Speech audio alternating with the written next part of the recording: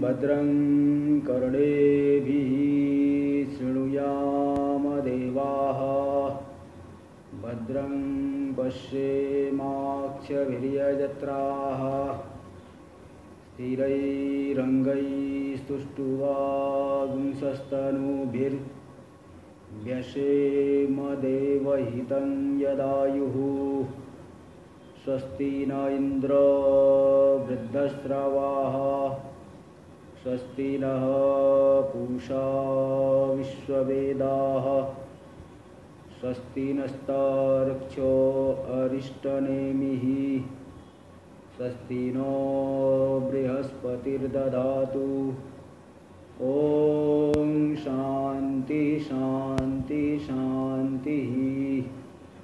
शङ्करं शङ्कराचार्यं केशवं बादरायणं सूत्रभाष्यकृतौ वन्दे भगवन्तौ पुनः पुनः।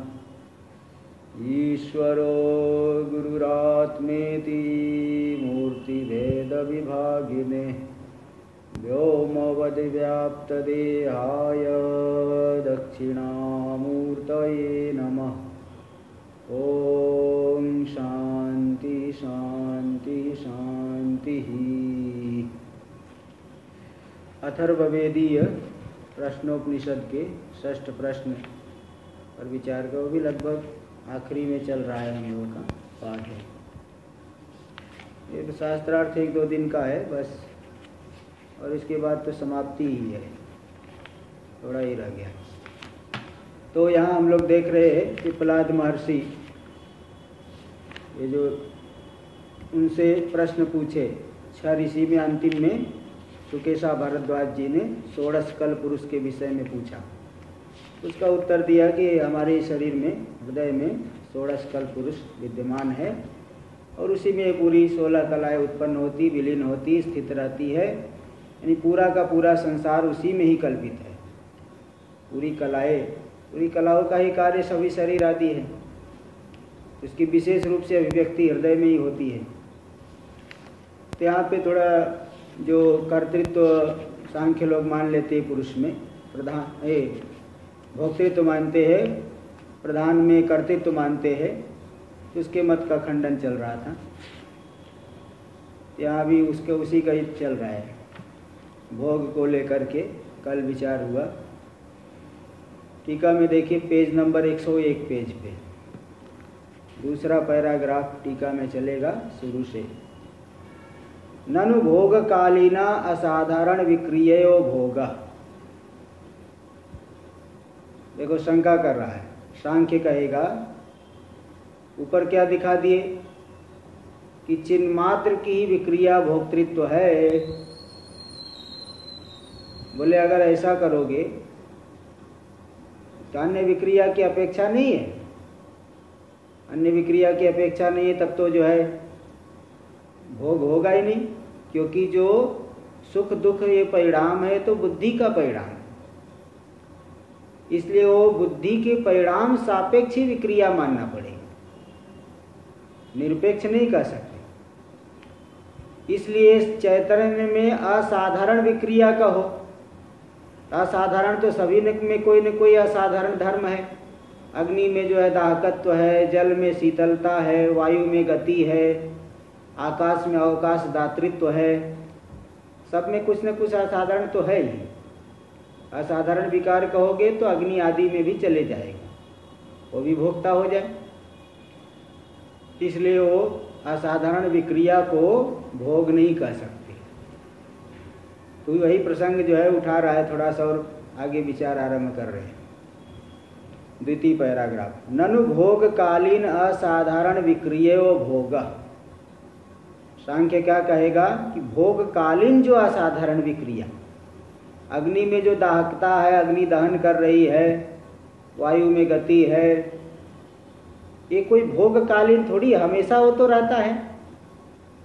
हम कौन सी विक्रिया को भोक्तृत्व मानेंगे, भोग मानेंगे? जो भोग कालीन असाधारण विक्रिया है, जिस काल में हमें सुख दुख का अनुभव होता है, उस काल में जो असाधारण विक्रिया है वही भोग है। वो तो चेतन में ही रहेगा। न च अग्न्यादेश तत्कालेन नियमे विक्रिया अस्ति। अग्नि आदि में उसी भोग काल में सुख दुख अनुभव काल में हमेशा विक्रिया है ही, ऐसा तो नहीं कहेंगे भाई सामान्य अग्नि तो हर जगह है। लेकिन जो जलाएगी जो अग्नि, वो विशेष अग्नि जो किसी काष्ठ में आरूढ़ हो करके, ठीक है, काष्ठ में आरूढ़ अग्नि अथवा किसी न किसी उपाधि में आरूढ़ अग्नि ही जलाने का काम करती है। हर समय काष्ठ में अग्नि तो रहेगी नहीं। हमें सुख मिल रहा है किसी जैसे पंखे के नीचे ठंडी हवा हम खा रहे हैं अथवा अच्छा भोजन कर रहे हैं, उस समय अग्नि जलना कोई जरूरी थोड़ी है। इसलिए अग्नि आदि में भोग काल में विक्रिया असाधारण विक्रिया नहीं है, नियमित रूप से नहीं है। कभी कभी हो भी सकता है, आप भोजन कर रहे हो उसी समय अग्नि जल रही हो, तो कभी कभी हो सकता है। लेकिन हमेशा ये नहीं कि हमें कोई सुख मिल रहा है, किसी भी विषय का सुख मिल रहा है तो अग्नि में अग्नि जलती ही रहेगी। इसलिए अग्नि आदि में भोग काल में नियमेन कोई ऐसे असाधारण विक्रिया नहीं दिखा सकती। और यह विक्रिया पुरुष में ही है, इसलिए पुरुष ही भोगता है। सांख्य देखिए, सांख्य अपना पक्ष रख रहा है। दोनों पक्षों का विवेचन अलग अलग करके समझिएगा, नहीं तो वेदांत वाले पक्ष को सांख्य में और सांख्य वाले पक्ष को वेदांत में नहीं समझ लेना।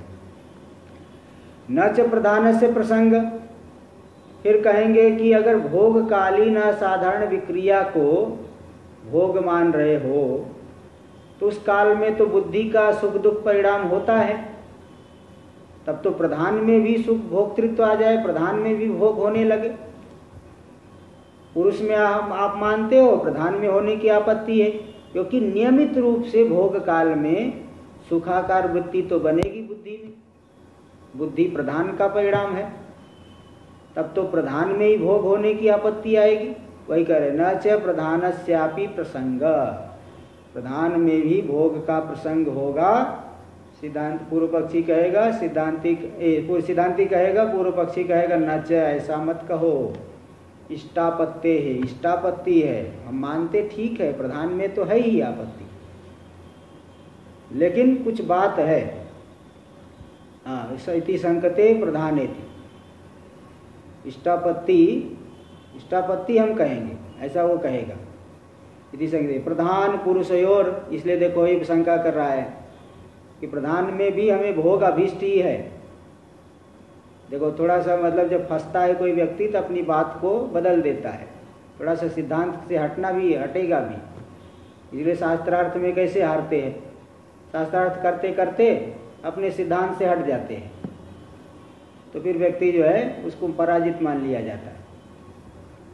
भाई आप शास्त्रार्थ कर रहे हैं तो अपने कोई न कोई सिद्धांत लेके शास्त्रार्थ करोगे, और आप उस सिद्धांत से हट गए, इसको कहते अपसिद्धांत।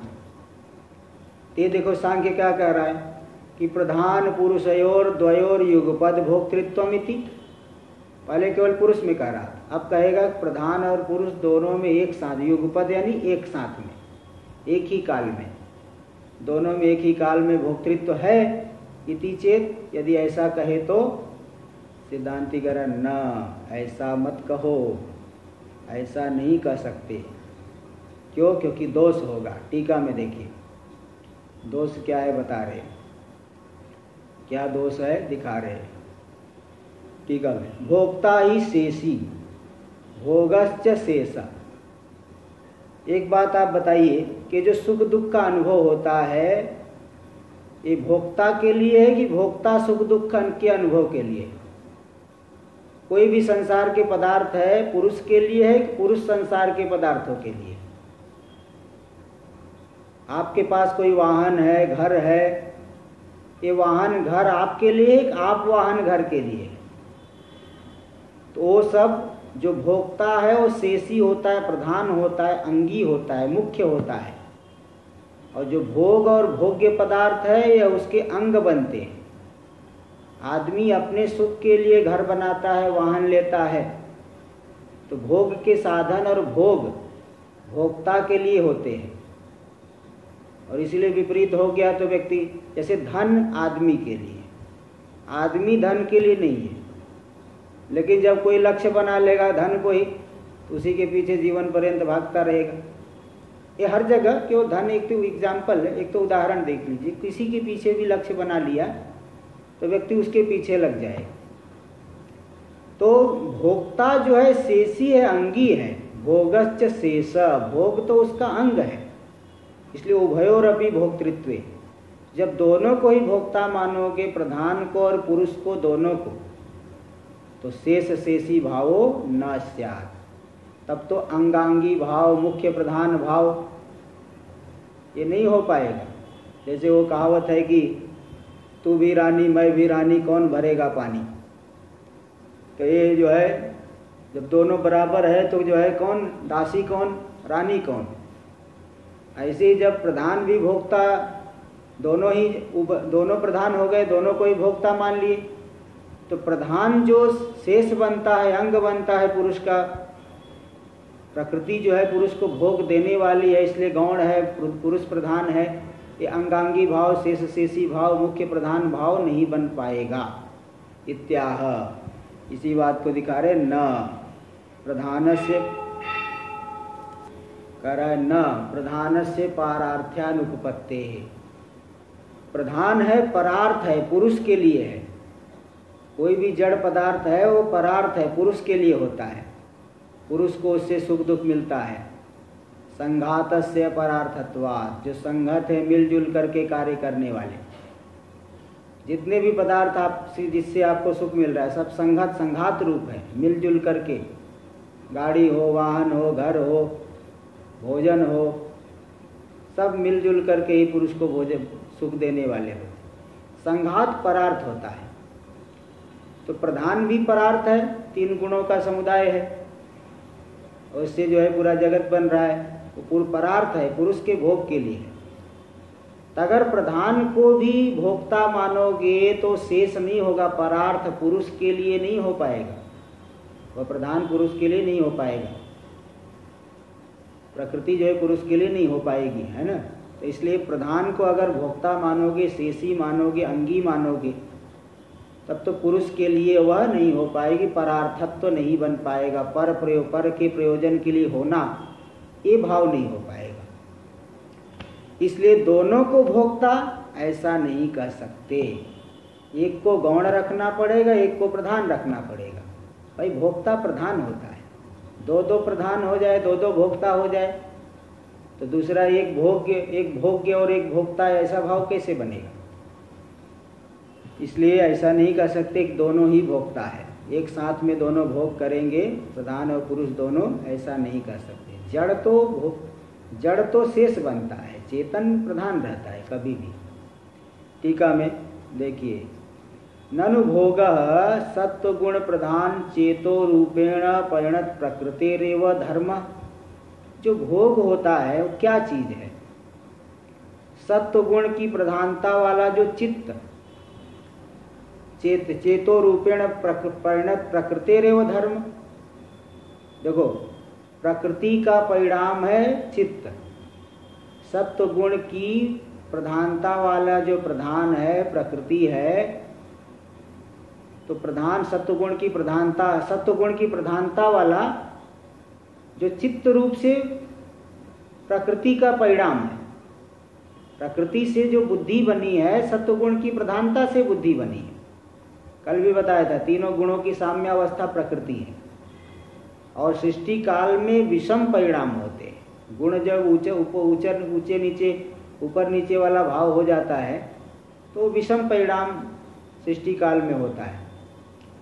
तो जब सत्व गुण की प्रधानता से बुद्धि बनती है, चित्त बनता है, तो सत्व गुण की प्रधानता वाले चित्त रूप से जो परिणत हुई प्रकृति, उस प्रकृति का ही धर्म है भोग।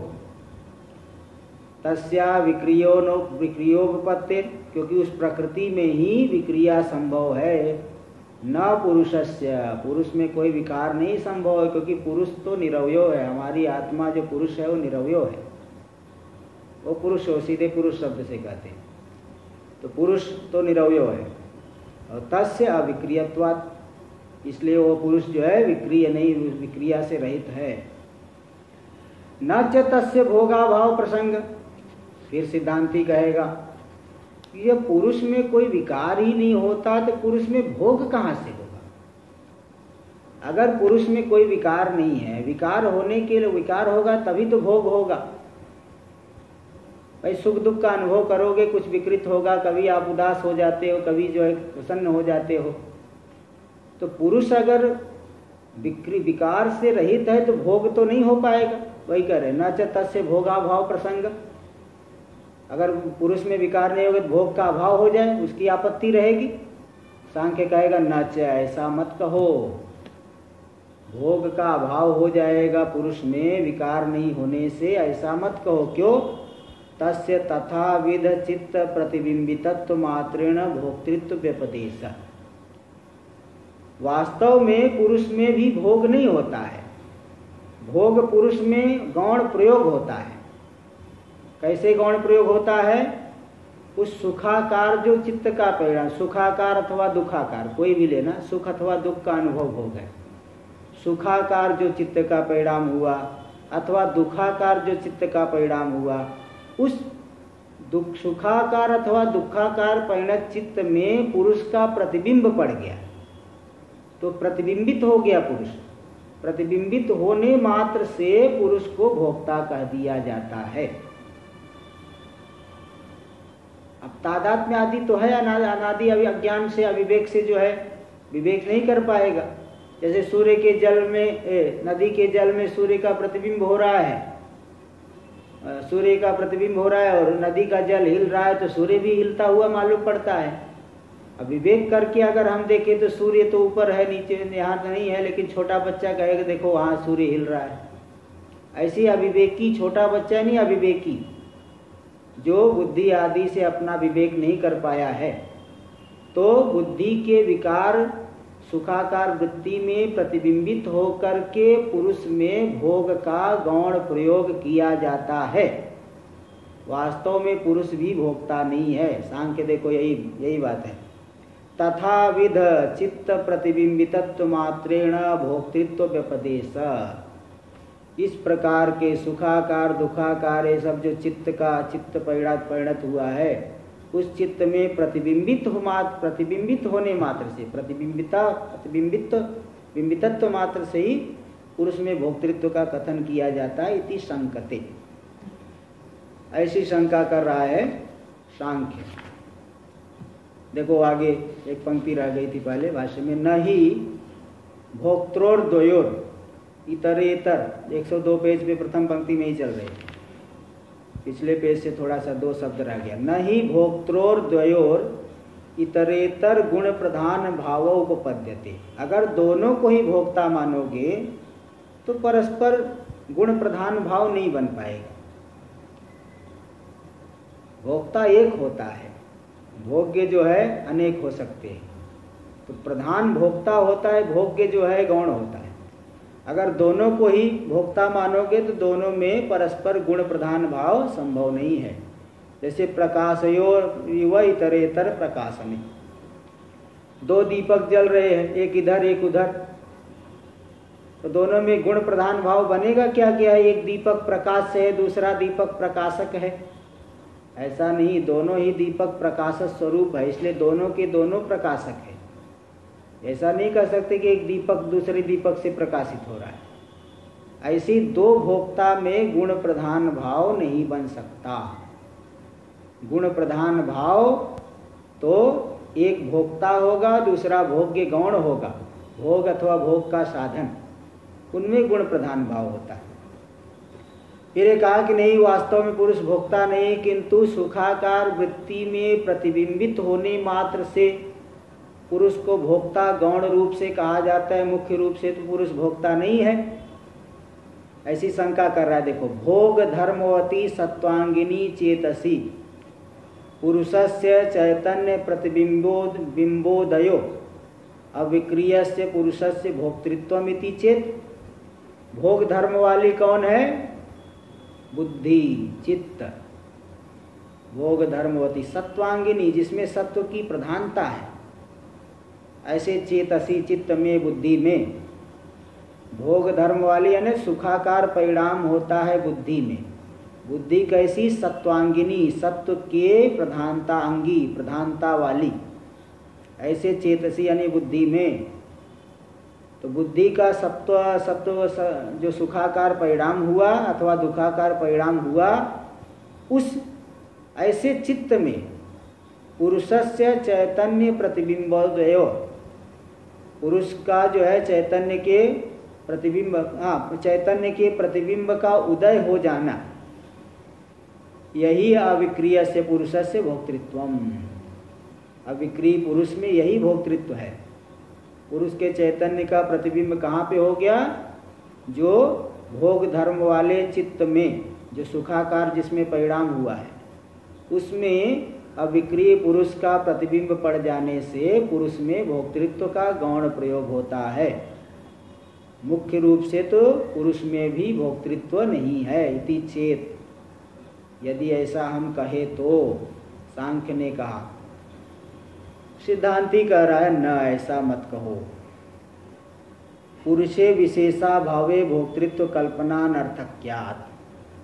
पुरुष में अगर कोई भेद विशेष नहीं मानो, कोई विशेषता नहीं मानोगे तो भोक्तृत्व की कल्पना अनर्थक है, बन नहीं पाएगा। टीका में देखो ये बता रहे, सत्वांगिनी शब्द का पहले अर्थ करें। सत्वांगिनी मतलब सत्व गुणों अंगी प्रधानम यस्य, जिस चित्त में सत्व गुण प्रधान है, तस्मिन चेतसी, उस चित्त में जो कि भोग धर्म वाला है, उसमें पुरुष का के चैतन्य का प्रतिबिंब उदित हो जाना, यही भोक्तृत्व है। तो ऐसा उसने कहा। तो सिद्धांतिक ने उसका जो खंडन किया, पहले यहाँ पे उसका अवतरण पहले दे रहे टीका में, अवतरण पहले देख के वहाँ फिर से बता देता हूँ। तरी चित्तगत भोगेन चैतन्य विशेषो जायते वा न वा। अगर आप कह रहे हो कि पुरुष में वास्तव में भोक्तृत्व नहीं है, पुरुष सुखाकार वृत्ति में प्रतिबिंबित होकर के भोक्ता कहा जाता है, तो ये जो भोग तो वास्तव में चित्त में हुआ, सुखाकार परिणाम चित्त का हुआ। तो चित्त में होने वाले भोग से चैतन्य में, पुरुष में कोई विशेषता उत्पन्न होती कि नहीं होती? विशेषो जायते वा न वा, विशेषता उत्पन्न होता है कि नहीं होता है?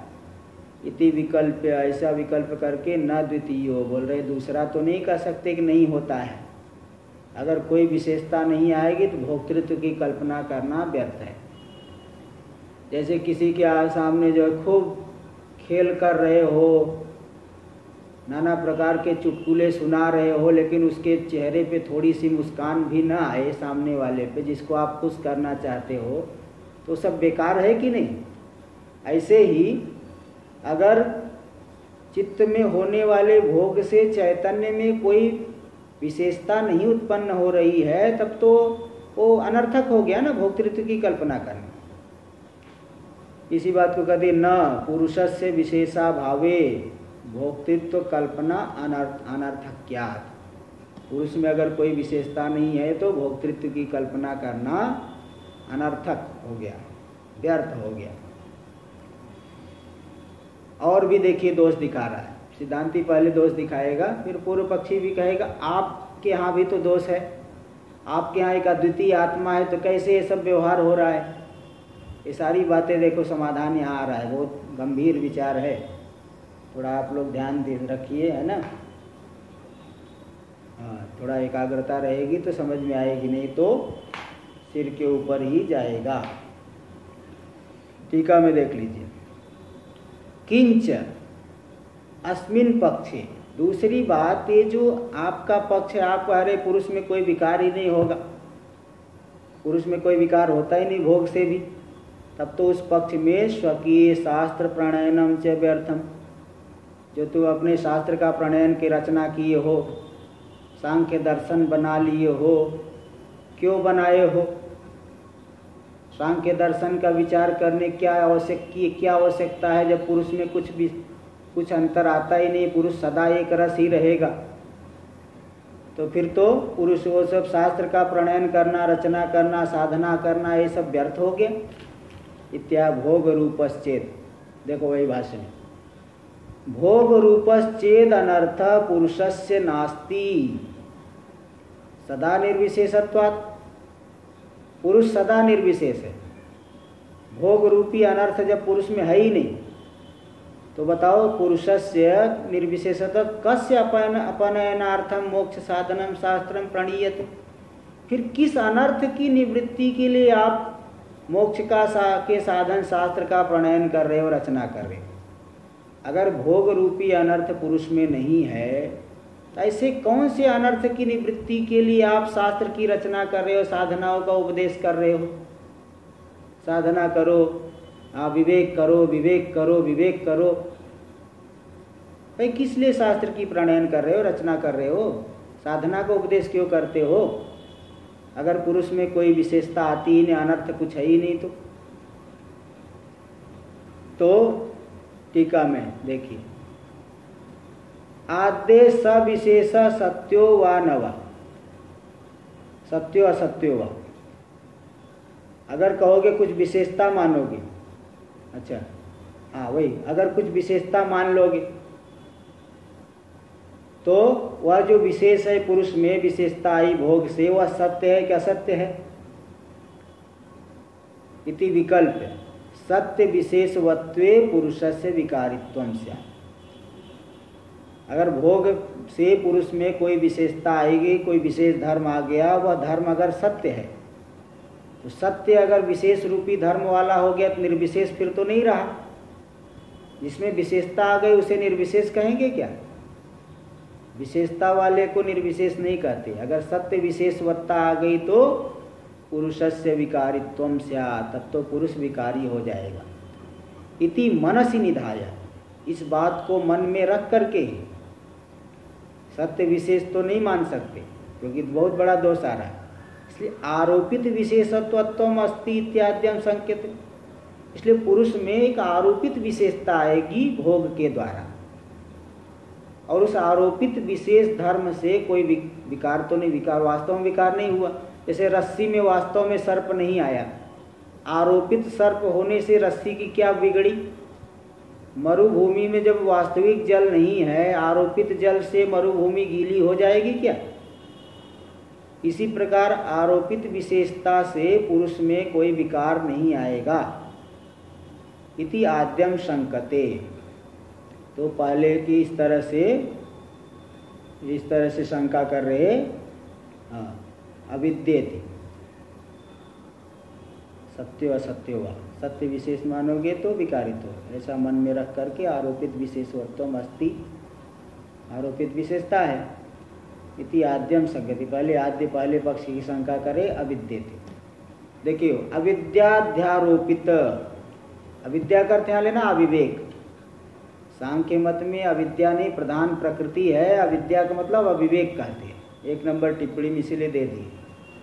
अविद्या के द्वारा आरोपित अनर्थ, देखो पुरुष और प्रकृति है ना, प्रकृति से अपने आप को अलग करके पुरुष नहीं जान पा रहा है, प्रकृति और प्रकृति के कार्यों से अपने आप को अलग करके नहीं देख पा रहा है। इसलिए अविवेक से अध्यारोपित अनर्थापनयनाय, वास्तव में पुरुष में कोई विशेषता नहीं है, कोई सांसारिक धर्म नहीं है, सुख नहीं है, दुख नहीं है, हानि लाभ शोक कुछ भी नहीं है, तो भी अविद्या से यानी अविवेक से अध्यारोपित जो अनर्थ है, उस अनर्थ के अपनयन करने के लिए अनर्थापनयनाय शास्त्र प्रणयनम, उस अनर्थ को दूर करने के लिए शास्त्र की रचना ये सब हो जाएगी। इति चेत, यदि ऐसा कहे तो परमार्थतः पुरुषो भोक्तैव न कर्ता, तब तो भाई परमार्थ में पुरुष में भोक्ता ही रहेगा, कर्ता नहीं होगा। और प्रधानम कर्तृव न भोक्त्री, और प्रधान क्या हुई? कर्ता हुई, भोक्ता नहीं हुई। परमार्थ सद वस्तुअंतरम पुरुषाच्य, और पुरुष से भिन्न एक परमार्थ वस्तु है प्रधान। च इति यम कल्पना आगम बाह्या, तब तो ये जो कल्पना आप किए हो आगम शास्त्र से बाह्य है, शास्त्र में इसका प्रतिपादन नहीं है, शास्त्र से विरुद्ध है। और निर्हेतुकाच, निर्हेतुक यानी बिना किसी युक्ति के आपने कल्पना कर ली, इसलिए नादर्तव्या मुमुक्षु भी, मुमुक्षुओं को इसकी जो है आदर नहीं करना चाहिए, मुमुक्षुओं को इसका आदर नहीं करना चाहिए। अब देखो इसका थोड़ा गूढ़ बात क्या कहना चाहते हैं, उतना स्पष्ट नहीं हुआ होगा, लेकिन गूढ़ बात टीका में सब दिखा देंगे। देखो टीका में दे रहे हैं अनर्थिति, तो किसके, अगर भोग रूपी अनर्थ है पुरुष में नहीं है, तो किसको दूर करने के लिए आप जो है शास्त्र का प्रणयन आदि करते हो? फिर उसने कहा कि विद्या और अध्यारोपित अनर्थ को दूर करने के लिए। अनर्थ मतलब कौन सा अनर्थ? अनर्थ इति भोग रूप इत्यर्थ। अविद्या से अध्यारोपित है, अविवेक से अध्यारोपित है, उसको दूर करने के लिए शास्त्र का प्रणयन हुआ है। तब तो पुरुष परमार्थ में भोक्ता ही है, कर्ता नहीं है ना? पुरुष तो परमार्थ में भोक्ता हो गया, कर्ता नहीं है। देखो वही टीका में, तरी भोक्तृत्व से आरोपित विशेषवत्वम अस्ति। अब तो भोक्तृत्व से आरोपित विशेषवत्वम अस्ति, भोक्तृत्व की आरोपित विशेषता पुरुष में है। भोक्तृत्व में आरोपित विशेषता आ गई, यानी भोक्तृत्व का आरोप होगा उसमें।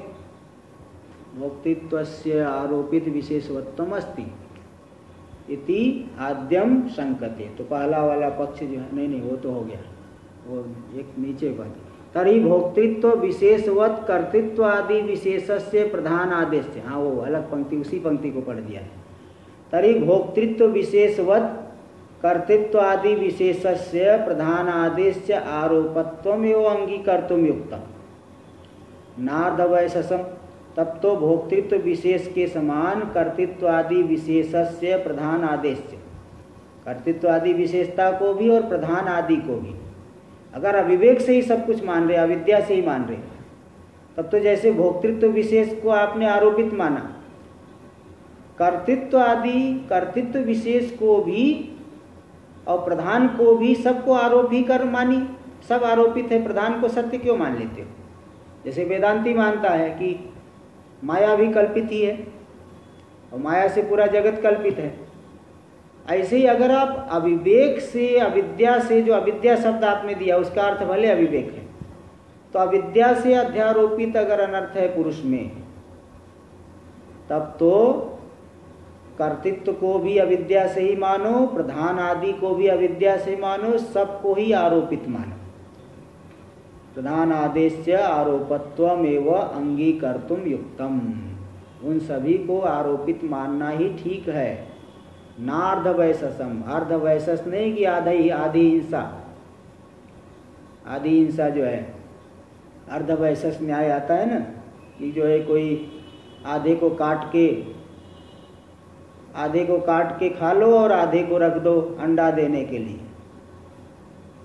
तो ऐसा नहीं होता है।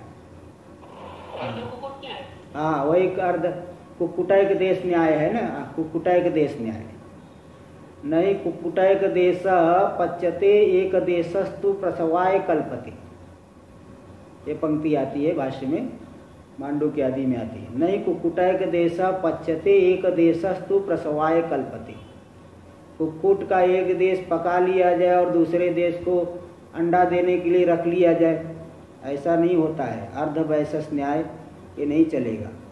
अगर आप आरोपित मान रहे हो तो पूरे को आरोपित मानो, भोक्तृत्व के समान कर्तृत्व और प्रधान आदि को भी आरोपित मानो। अर्धवैशस नहीं कि आधा आरोपित है आधा सत्य है।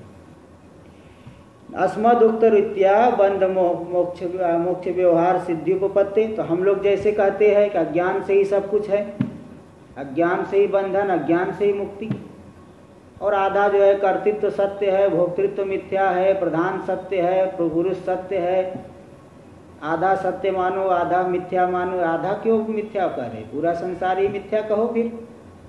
तो जैसे हम लोग कहते हैं बंध मोक्ष व्यवहार आदि, उस दोनों की सिद्धि इसी प्रकार आपके मत में भी तब हो जाएगा। आधा मत मानो कि आधा सत्य है आधा मिथ्या है, कर्तृत्व सत्य है भोक्तृत्व मिथ्या है, आधा आधा नहीं, आधा आधा मानना ठीक नहीं है। तथा कल्पनायाम प्रयोजनाभावात्, क्योंकि ऐसी कल्पना में कोई प्रयोजन नहीं है। प्रमाणाभावात्, प्रमाण भी नहीं है। प्रत्युत सर्वश्रुति विरोधापत्तिश्च, बल्कि इसके विपरीत संपूर्ण श्रुतियों के साथ विरोध ही आएगा, है ना। ऐसी कल्पना करोगे तो संपूर्ण श्रुतियों के साथ एकदम स्पष्ट रूप से विरोध आ रहा है। तो क्योंकि यहाँ पे तो सब जगह जैसे अभी पंचदशी में आया था, बता रहा था वहाँ पे नान्य दत्तो अस्ति दृष्टा, नान्य दत्तो अस्ति श्रोता, नान्य दत्तो अस्ति मनता।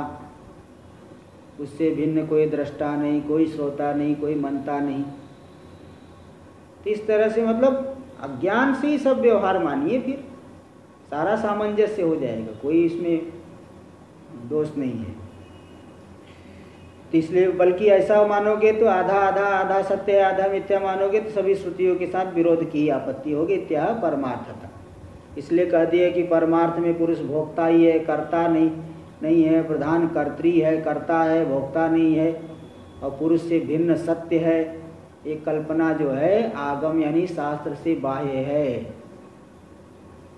माया को भी सत्य नहीं मानते यहाँ वेदांत में, शास्त्र में नहीं माना गया। इसलिए आप जो प्रधान को प्रकृति को सत्य मान रहे हो, आगम बाह्य आपकी कल्पना है, व्यर्थ है, निर्हेतु का, यानी युक्ति से रहित। देखो टीका में दे रहे पुरुषाद वस्तुअंतरम च प्रधानमिति अन्वय।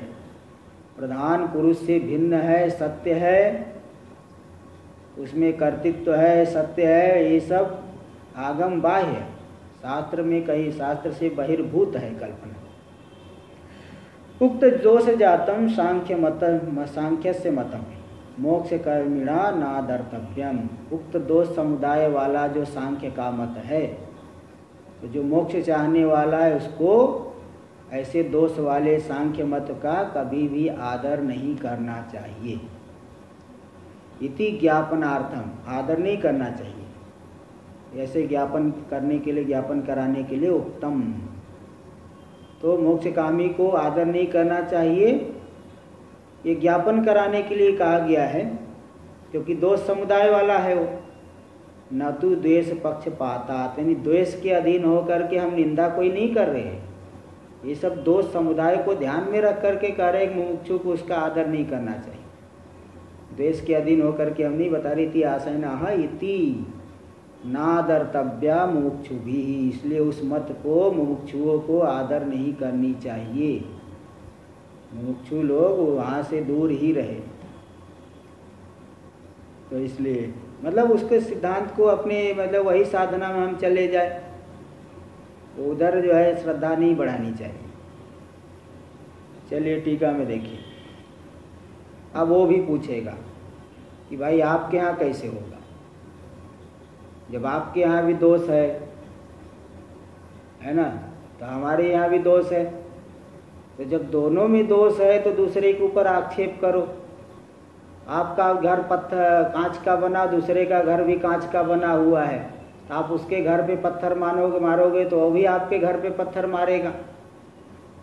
ऐसे ही आपके मत में भी दोष है, हमारे भी मत में दोष है। आप हमारे ऊपर कीचड़ उछालोगे, दोष दोगे, तो हम भी कोई छोड़ने वाले तो है नहीं। इसलिए वो भी पूछ रहा है। देखो टीका में आत्मैकत्व पक्षेपि निरसनी बंधा भावात् शास्त्र प्रणयनानर्थक्यम। बोले जो आत्मा को एक ही मानते हो, बंधन नाम की चीज ही नहीं आत्मा में, नित्य शुद्ध बुद्ध मुक्त, तो दूर करने के लिए कोई बंधन तो है ही नहीं आत्मा में। फिर शास्त्र की रचना आप लोग क्यों करते हो? सांख्य वेदांती को कह रहा है, आप लोग कैसे शास्त्र का प्रणयन कर लेते हो, रचना कर लेते हो, जब आपके मत में पूरा संसार मिथ्या है, बंधन मिथ्या है, मुक्ति मिथ्या है, साधना मिथ्या है, गुरु मिथ्या है, शिष्य मिथ्या है, ईश्वर मिथ्या है, जीव मिथ्या है, तब तो कोई बंधन है ही नहीं। शास्त्र की रचना क्यों फालतू में करते हो, पागल बनाते हो? इति संकते, ऐसी शंका करे। एकत्वेपि शास्त्र प्रणयनाद्य अनर्थक्यम इति चेत, आत्मा को एक ही मानोगे, आत्म एकत्व मानोगे, तो वहाँ भी तो शास्त्र की रचना आदि करना व्यर्थ ही अनर्थक है। इति चेत सिद्धांती करा न अभावात, ये जो दोष दे रहे हो दोष हमारे ऊपर नहीं लगेगा।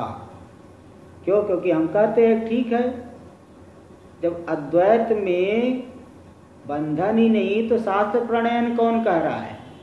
जैसे आप लोग सुने होंगे एक कहानी कि वशिष्ठ ऋषि जो है भगवान राम जी को उपदेश कर रहे हैं, हे राम जी, तीनों कालों में संसार हुआ ही नहीं। उसी समय मतलब परीक्षा लेने के लिए उसी समय एक शेर तब से कहीं से आ गया, जंगल में उनकी कुटिया है, शेर आ गया तो वशिष्ठ ऋषि भागे वहां से, वशिष्ठ ऋषि वहां से भागे, बाद में शेर उधर से चले गया, फिर वापस आके यहाँ बैठ गए। तो राम जी बोले, महाराज जब पूरा संसार ही मिथ्या है तो इस शेर के आने पे आप क्यों भागे? तो वशिष्ठ मुनि बताए, देखो भाई, आधा क्यों मानते हो तुम? जब पूरा संसार ही मिथ्या है तो शेर का आना भी मिथ्या है और वशिष्ठ का भागना भी मिथ्या है। ये नहीं कि जो है संसार मिथ्या है लेकिन वशिष्ठ का भागना सत्य है, शेर का आना सत्य है। पूरा संसार जब मिथ्या है तो वशिष्ठ का भागना भी मिथ्या और शेर का आना भी मिथ्या। आधा मत मानो। ऐसे ही जब पूरा संसार मिथ्या है, बंधन मिथ्या है, मुक्ति मिथ्या है, तो शास्त्र की रचना कोई सत्य है क्या? वेदांत में कहाँ कहा गया कि शास्त्र की रचना सत्य है, ईश्वर सत्य है, जीव सत्य है, साधनाएं सत्य है? कहीं नहीं कहा गया है। सब के सब अद्वैत में निष्ठ जो हुआ है तो उसके लिए तो सब मिथ्या ही है। कौन इष्टापत्ति? हम सही बात है, बिल्कुल सही कह रहे, लेकिन अरे ना अभावात। हाँ, ये युक्ति तो बहुत खतरनाक आपने बताई। वशिष्ठ जी तो कह रहे हैं ठीक है, बट इस युक्ति का फिर भोगी लोग भी थे कि हम भोग भी तो तय भी कर रहे हैं, ऐसा हो जाएगा। हाँ, तो इसलिए तो आधा मत मानो ना। आधा क्यों मान रहे हो? पूरा ही मानो। ये इसी चक्कर में तो होते हैं ना कि भाई जो है, हाँ, जैसे वो दूसरा उदाहरण है, कोई जो हाथी आ रहा है, तब वो बोले हाँ कि जो है वो हट नहीं रहा है। वो कोई जो है हाथी आ रहा है, पागल हाथी, पिलवान बोल रहा है भाई हट जाओ, सामने से हाथी आ रहा है। बोले नहीं नहीं, सब ब्रह्म ही है, क्या है? तो वो हाथी आके उसको पटक दिया। बाद में जो है उसको इलाज करना, हड्डी टूट गई। बोले देखो ब्रह्म ने तो मुझे मार दिया। बोले भाई देखो, ब्रह्म सब कुछ ब्रह्म है, तो हाथी भी ब्रह्म है, पिलवान भी ब्रह्म है। जब हाथी रूपी ब्रह्म पे बैठा हुआ पिलवान रूपी ब्रह्म तुम्हें उपदेश कर रहा है साइड हट जाओ, तब क्यों नहीं मान रहे उधर?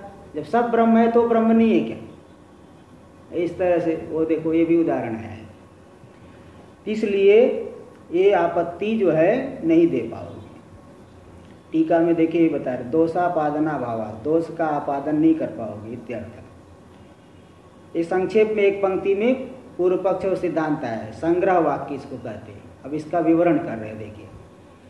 संग्रह वाक्यम विवरणोति, संग्रह वाक्य का संक्षेप में पूर्व पक्ष और सिद्धांत दोनों भी देखो। सिद्धांति इसी चेत न अभावात, इतना ही सिद्धांति का बहुत संग्रह। इसका अर्थ कर दिए टीका में दोषापादना भावात, हमारे मत में दोष नहीं दे सकते। तो पूर्व पक्ष और सिद्धांत जो दोनों आया ना, संग्रह वाक्य संग्रह रूप से आया। अब उसी का थोड़ा विवरण कर रहे हैं, देखो। संग्रह वाक्य, हाँ, एकत्वेपि शास्त्र प्रणयनाद्यानर्थक्यम इति चेत न अभावात, पूरा का पूरा संग्रह वाक्य, इसी में पूर्व पक्ष सिद्धांत दोनों आ गए। इति चेत तक पूर्व पक्ष है, न अभावात सिद्धांत है। अब इन्हीं दोनों का देखो विस्तार कर रहे हैं, पूर्व पक्ष की और सिद्धांत की। देखो, सत्सु ही शास्त्र, अच्छा न अभावत, नहीं न अभावत, ये न अभावत, केवल न अभावत को लीजिए, नहीं, क्योंकि यहाँ विकल्पना स्यात्, विकल्पना स्यात्। हाँ, पूरे की नहीं, क्योंकि पूर्व पक्ष को आगे नहीं दे रहे हैं ना, ये सिद्धांति को ही दे रहे, इसलिए न अभावत को ही लीजिए, केवल न अभावत को लीजिए। न अभावत जो सिद्धांति ने कहा, और पूर्व पक्ष मतलब पूर्व पक्ष का वो भी चलो संग्रह में ले लीजिए, लेकिन उसका विवरण नहीं है, तो इसलिए है तो पूरा ठीक है, एक ही पंक्ति है, इसलिए वही पूरा ले लीजिए। उसका संग्रह का थोड़ा सिद्धांति जो संक्षेप में बोला है उसको दे रहे हैं। संग्रह वाक्यम विवृणोति न। अच्छा, न ही आत्म एकत्व। अच्छा, एक मिनट, आगे से आएगा, एक पंक्ति और है, पहले देखिए। सत्सु ही शास्त्र प्रणेत्रादिषु तत्फलार्थीषु च।